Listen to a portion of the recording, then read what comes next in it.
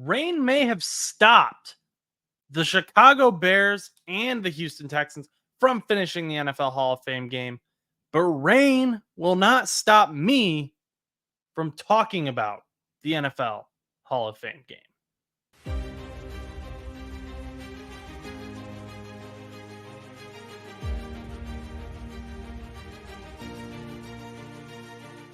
What's up, everyone? It is Josh here from No Buts About It. And yes, it is currently storming outside while I am talking about the game, and storms prevented this game from being finished. So who knows what would have happened? The Bears ended up coming out on top with a game that ended up getting suspended because it's the NFL preseason.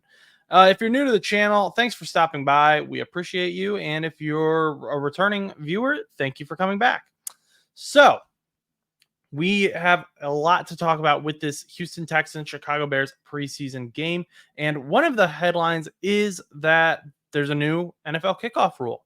And we'll talk about that at the end of this video. So make sure to stay tuned to hear about that. But first, let's talk about the Houston Texans. Okay, so the Houston Texans, obviously, we didn't see Tank Dell, Nico Collins, Stephon Diggs, CJ Stroud, any of those big names out there. But what we did see was Cade Stover, the rookie tight end out of Ohio State. And Cade Stover is got some work to do. He has been buried in a very good Houston Texans tight end room that includes, in my opinion, one of the better tight ends in the NFL, Dalton Schultz. So I was watching Cade to kind of see what he's going to bring to the table, because I do think that the Houston Texans will find playing time for him due to the fact that him and CJ Stroud were in college together and they already have that chemistry built up. And what I saw from Cade Stover, and again, this is small sample size, first game of his NFL career, this could be meaningless. He could come out and be completely different next game. He could come out and be completely different a season from now. But his blocking wasn't the best, which was weird because that was what PFF and a bunch of other NFL analysts had said he was really good at. But in my opinion, he was just getting kind of tossed to the side. He was missing blocks completely at times. So I want to see improvement there. And again, this could just be first game jitters. So I'm not going to hold it against him and just label him as a bust already. That's ridiculous. But the thing is, it kind of flipped because those same analysts said that he wasn't great at coming out of his route tree quickly, that he had some wasted steps. Sometimes he rounded his corners. And the few targets I saw that he had and the catches that he had, he actually looked really good at route running for a guy his size. He had an 11-yard catch that just came straight up and then out. And it was beautiful. It was perfectly run. It was exactly what it needed to be. And it put the defender on skates because he thought he was going straight. He thought he was about to take on this tight end. And then all of a sudden that tight end just was like, nope, sideline, boom. So that was great. Loved that part of Cade Stover. But that blocking is something I think we want to see worked on a little bit. The other guy for the Houston Texans that really stood out to me isn't a rookie. He isn't even someone who is a small name. People know who he is, and it's Cam Akers. So Cam Akers is coming back from an Achilles injury that he suffered when he was with the Minnesota Vikings. And the reason I'm going to highlight Cam Akers is he looked decent last night. And again, they have Joe Mixon. They have Dameon Pierce. They have some names in that running back room. But Cam Akers is looking to kind of show that he still has it, that he still has that energy. And that's really hard for running backs to do coming off of leg injuries. An example of a guy who unfortunately did not succeed in that comeback is Tariq Cohen, who just retired a few days ago because of not his inability to kind of bounce back from these leg injuries he was having. And he was a super explosive player for the Chicago Bears when he initially came into the league in 2017. So kind of sad to see injuries derail his career and wonder what could have been. And you hope that doesn't happen to Cam Akers, but we saw him once again kind of put that bounce step on some of these guys. And again, these are second and third string, maybe even practice squad defenders, but to even have that ability to just be quick, to bounce after an Achilles injury, that is a huge deal for Cam Akers, and I hope that he continues to get more chances to show what he can do for the Houston Texans, or if he ends up as a practice squad player, to show what he can do for other teams. And maybe he'll eventually get another chance as a starter in the NFL. I don't know. We will continue to watch that. We'll continue to see what happens with Cam Akers. But I did want to point out that he is beginning to make his comeback, and there were some small signs last night. He came in near the end of the game, or what ended up being the end of the game. So I don't know how long they were planning on keeping him in. I don't know how much more of Cam Akers we would have seen last night. We didn't see a whole lot, but I'm hoping we see more and he gets to prove himself. Now, switching over to the Chicago Bears, Tyson Bagent was the starting quarterback last night. And people who have watched this show know that I love the Tyson Bagent story. I think it's awesome. I think him coming out of pretty much nowhere and coming into the NFL as an unknown and just being able to prove himself as being worthy of a roster spot is great. Now, he came into camp as the confirmed backup this season, and he didn't play a whole lot last night. I think he might have even only played one drive, which is fine. But the problem is that I noticed Brett Rippon came in and he looked really good.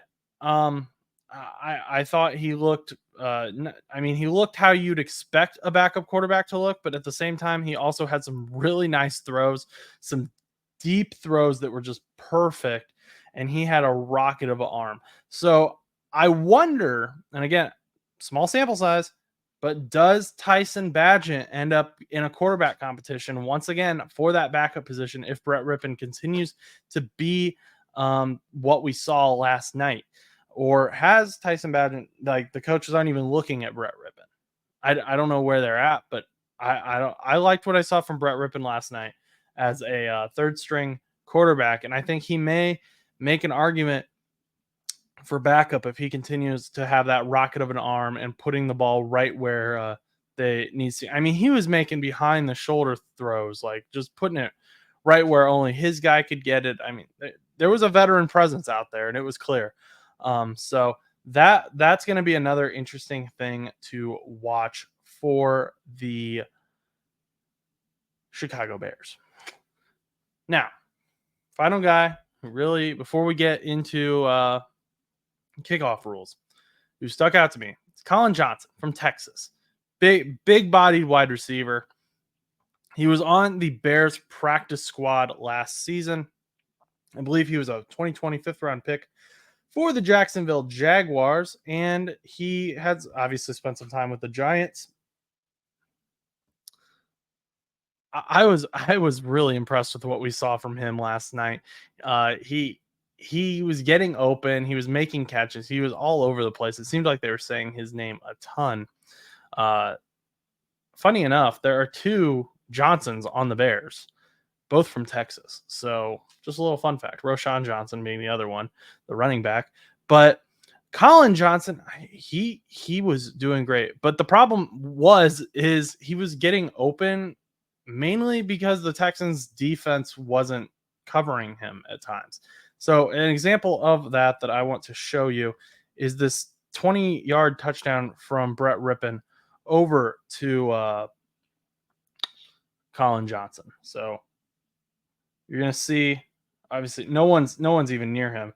But when we get this other angle to pop up, you're going to see that he just runs by the defenders. Like, they don't even make an effort to, like, I don't know what they thought was going to happen, but yeah.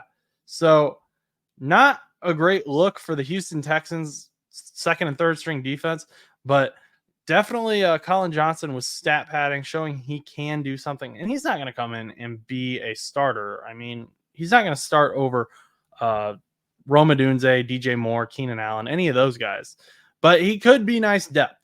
He could be a guy who finally proves that he deserves to make it on the 53-man roster, and he's a big body to have out there. And you know where big bodies are useful? The end zone, the red zone, where everything is just kind of like real tight and clustered together. Having that guy who's 2 inches taller than everyone else, that's useful. Colin Johnson, if you continue playing well, you may just find yourself on the NFL Chicago Bears 53-man roster and no longer on NFL practice squads being chased around the NFL by different teams. So that's another guy I'm going to be keeping an eye on. I hope that he is able to succeed and make it in the NFL, make it onto a roster, because he was fun to watch last night, to be honest. He was probably my favorite part of the game last night. And I want to see more from him. Okay. Finally, the headline, the big talking point that everyone's talking about. NFL kickoff rules. The dynamic kickoff. Did it change anything? Okay.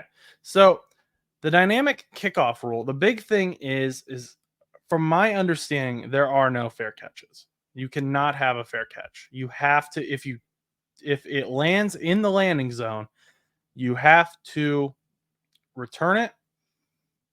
And the return starts. The players on the defense can move once the returning player has either touched the ball or caught it.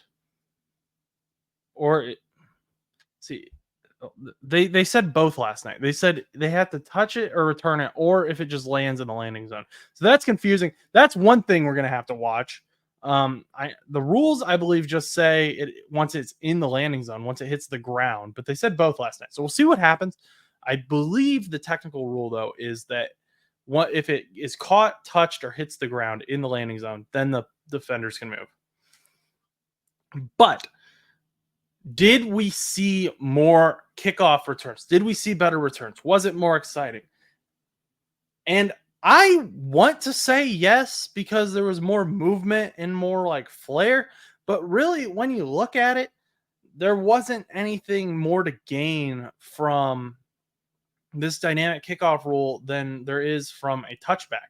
Because yes, the players are like, blocking and fighting and stuff. And this could have just been because none of them are like starters. They're all just kind of out there trying to figure out what's going on. And this could change by the end of the season. It's a new rule. Who knows what's going to happen? But most of the returns were still only 20 yards. Most of your starting position on the field was still at the 25, where it was for a touchback. So there was nothing like crazy, like new about it, where I was like, oh my gosh, we're going to have 40, 50-yard returns all the time now. No, actually, where the teams end up lining up ends up becoming like a great wall of China for these players, the returner, to try to get through, because now everyone's just in one spot. They're all on the line. They're not meeting at a certain point in the field. It's known where they are. And I think that's part of the safety aspect. You're not having these huge hits anymore. But I don't know that. I mean, I'm fine with it. I'm not mad about it. But I don't know that it's going to be this like new, like game-changing thing that the NFL has made it out to be. And I think a lot of fans expect it to be more than what it is. I mean, they're talking to Devin Hester last night, and they're like, hey, some of your records might be broke pretty soon because we made it easier for kickoff returns, and there's going to be more big plays on special teams. And he was like, yeah, I mean, that's a possibility. I'm glad that they're improving the special teams game, because that's true. A lot of these players have made their careers entirely on special teams. Devin Hester is a great example. He was a mediocre at best wide receiver. Where he made his money was as a special teams returner. There's other players like that as well. So special teams probably does love it because they're getting more opportunities, and that's great. I love that for those guys. But I'm not going to sit here and pretend like it was this like exciting game where I was like, I need more kickoff returns. I need it. It's the best part of the game now. It wasn't that. Maybe it'll become that. I doubt it. But I don't know. It wasn't anything magical for me. It was just a new rule, a new way of doing things. Let me know what you think about the game last night down in the comments. Did you like the new dynamic kickoff rule? If you did, cool. I wasn't impressed, but I really appreciate it if you could subscribe though. And we're trying to turn the subscribers helps us do that. So if you want to help us out with that, we'd appreciate it. Also, the next game we're going to really focus on, and we'll talk a little bit about every game on this channel, but the next game we're gonna do a deep dive into is the Lions taking on the Giants on Thursday at 7 p.m. So stick around if you want to see that. We will be kind of looking at both those teams, and we'll continue doing these deep dives if the game ends before I have to go to work. I will be live. But if it doesn't, I'll have to post the next day. So just keep that in mind. I'll try to make announcements on my Twitter, Josh_Butts_2001. So until next time, if you've been around, you know what I'm going to say. Go do something nice for someone.